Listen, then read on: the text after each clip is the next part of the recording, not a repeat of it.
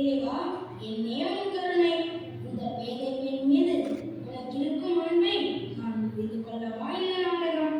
அம்மா கோதை, கண்ணன் நீ சூடி கொடுத்த மாலையை ஏற்றுக்கொண்டான் அம்மா. என்னே இறைவனின் திருவுள்ளம். கோதை, நீ சூடி கொடுத்த மாலையை கண்ணன் ஏற்றுக்கொண்டதால் நீ அனைவராலும் சூடி கொடுத்த சுடற்கொடி என்று புகழப்படுவாய்.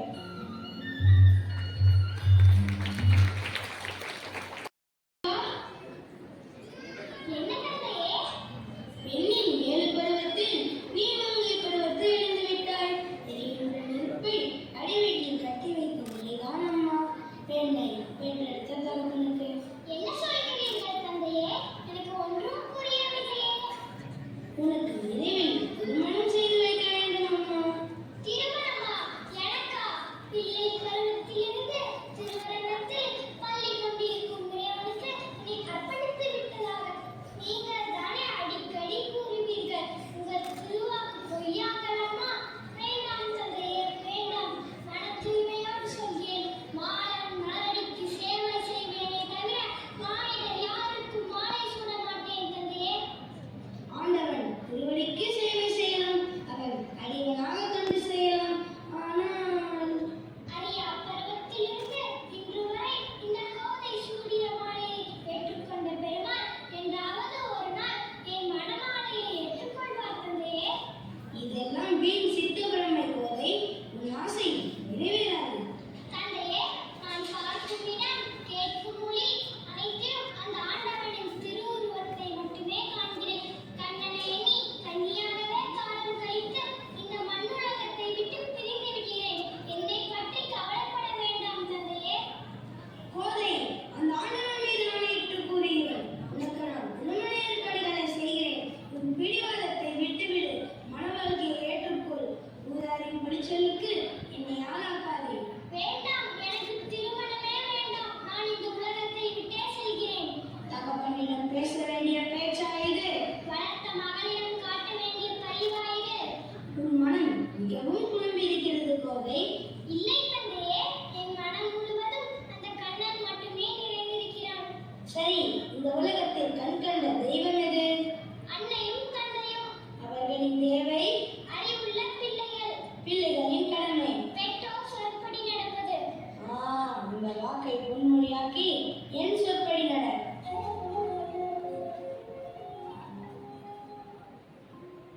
கோதை, கோதை, அம்மா, அன்பாகிய என் மனத்தில் ஆளாகிய ராத்திரத்திற்கு நான் ஆளாகி விட்டேன் பார்த்தாயா? என்னே என் வாழ்வு ஆண்டாள் கன்னியாகவே மாண்டாள் என்று என் வரலாறு மிட்டிவிட்டுக் கொண்டிருக்கிறது. கவலை வேண்டாம் கோதை, உன்னை வளர்த்தவர் நினைத்தபடி உனக்கு திருமணமும் நடக்க வேண்டும். நீ நினைத்தபடி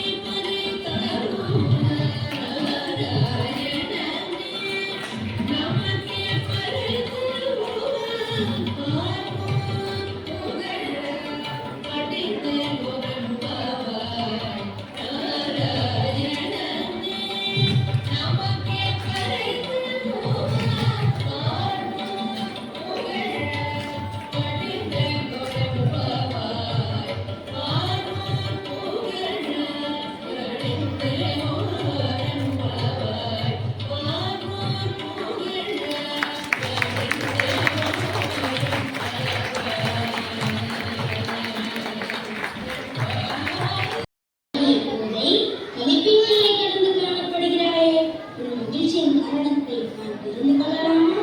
அதனாலே உனக்கு ஒரு கனவு கண்டேன் தந்தையே. இந்த கனவு நனவாக வேண்டும் என ஆண்டவனை வேண்டிக் கொண்டிருந்தேன்.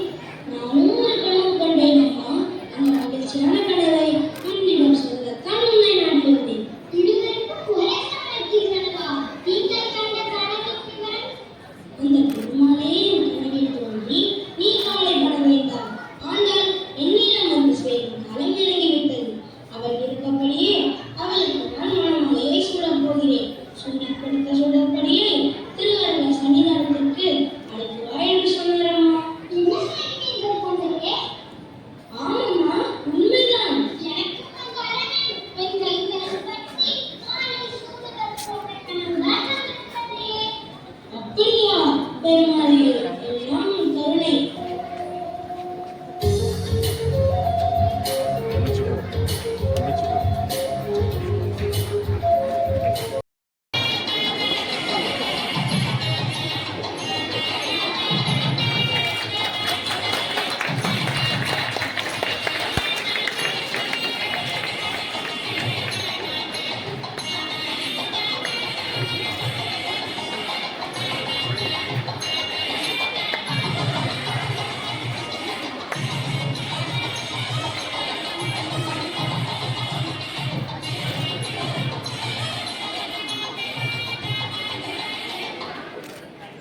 அண்ணா, அறியா பருவத்திலிருந்து உன்னை ஆசை கொண்ட எனக்கு ஏன் இத்தனை காலம் தவிர்த்து?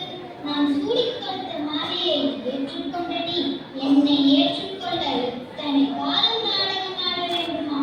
போதும் உன் விளையாட்டு. வழக்கப்படி உன் ஜால வித்தைகளை காட்டி மேலும் என்னை சோதித்து விடாது. அரங்கநாதா, என்னை ஏற்றுக்கொள். இந்த அடியாளை ஏற்றுக்கொள். தேவி,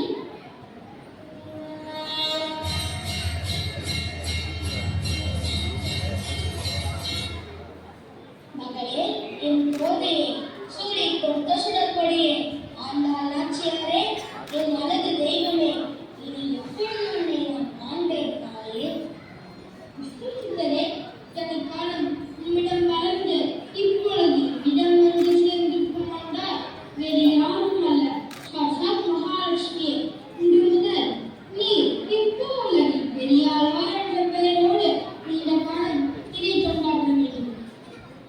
தந்தையே, நீங்கள் பூமாலை தொடுத்து பாமாலை பாடுவதை பக்கத்திலிருந்து காண வேண்டும் என நினைத்தேன். ஆதலால் வந்தேன். சில காலம் உம்மோடு இருந்தேன். நேரம் வந்தது, மீண்டும் பெருமாளை அடைந்தேன். என்னை போலவே பெண்கள் அனைவரும் மார்கழி மாதத்தில் காலை நோன்பிருந்து பரவனின் புகழ் பாடி தொழுது வணங்கினால் அவன் அருள் பூரணமாக கிட்டும். நான் பாடிய தமிழ் மாலை 30 பாடல்களை இப்பூ உலகிற்கே சமர்ப்பிக்கிறேன். வாழ்க பல்லாண்டு. இந்த ஆண்டவன் இந்த உலகையே ஆள்கிறான். இந்த ஆண்டவனையே நீ ஆட்கொண்டது இன்று முதல் அனைவராலும் நீ ஆண்டாள் என்று அழைக்கப்படுவாய். இந்த பூமி உள்ளவரை உன் பெயர் நிலைத்திருக்கும் அம்மா. பெருமாளே, என் ஆண்டாளே, உன் பெருமையோ பெருமை. திருவாடி